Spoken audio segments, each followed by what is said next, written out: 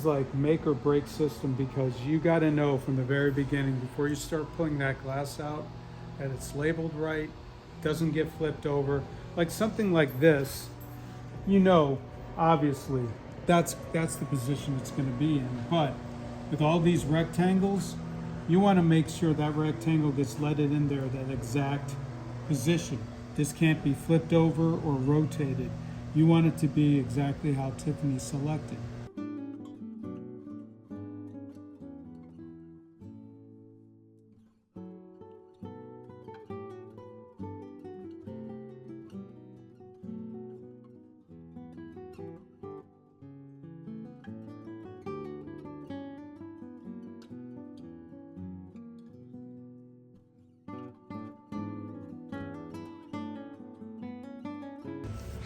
And all the interiors I do with the brown crayon. This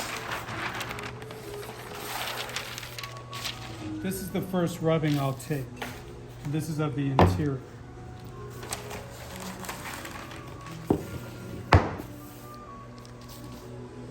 So not to get too crazy, but I do this numbering system first.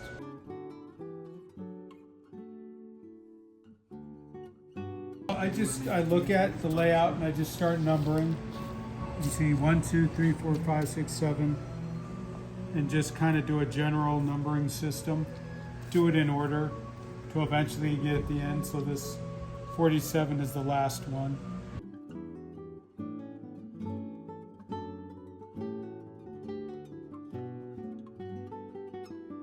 I basically do the flip of this.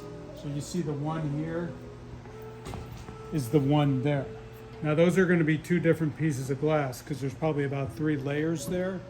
So this one, when I label it, I'll put an orange sticker on it. I'll put orange stickers on all this glass when it came out.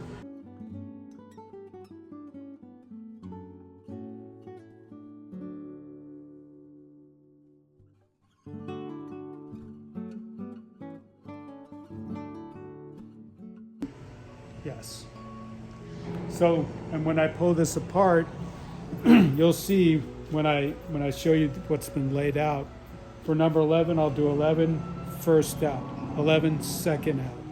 And then when I get to the back of the base layer, I know that's at the very back, and I'll put BOB. That means back of base. So that tells me that's the back base layer. So when I go to let it together, I know that's the first one I put in, and I pile all the other glass on top.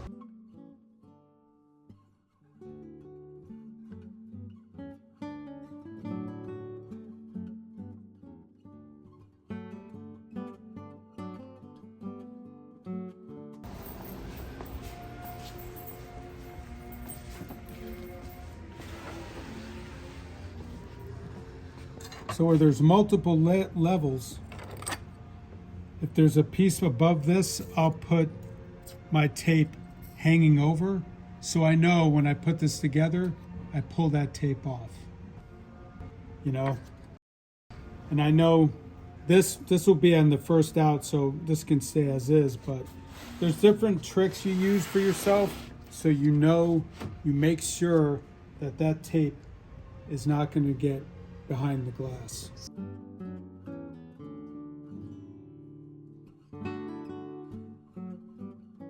Blue tells me that I took it out from the back.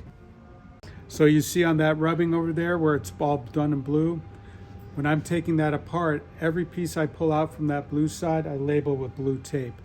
Because that tells me immediately, okay, that came out from the back. I label it the number it is. I put L on it. And I didn't have to do L on all these, but.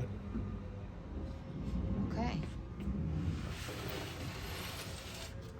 Yeah. Yes. So there it is, back of base, B-O-B, Bob. And there's another layer in the front that has an orange sticker on that side. So that's 99% foolproof that I won't have a piece of tape between these two pieces of glass. On the other side, we're free. I know on that other side there's a piece of tape identifying 33, and it's in this orange So tip. this one goes on the outside, Yeah, yeah, that exterior. you would see at the exterior from Yeah. the church. So what's underneath it? What was a, that piece? It's a plate that you'll see from the interior. And you have an orange sticker on that one? Yes. Look at that. Okay. So that tells me when I put this together, this is what was facing forward. And a lot of this, there are pieces where it looks obvious, but I'm just very diligent. It's just like every piece has to have a sticker. It has to have a number on it. I got to know what letter to put on it. Like you'll see in all the glued pieces we show you, I put a letter on each one of those because we do multiple gluings for multiple panels as I'm taking them apart. So you got to stay super organized because you don't want to get a piece that doesn't have a sticker on it because then you don't, okay, what windows does this go to? And you can see we have racks of glass that's been cleaned and ready to go.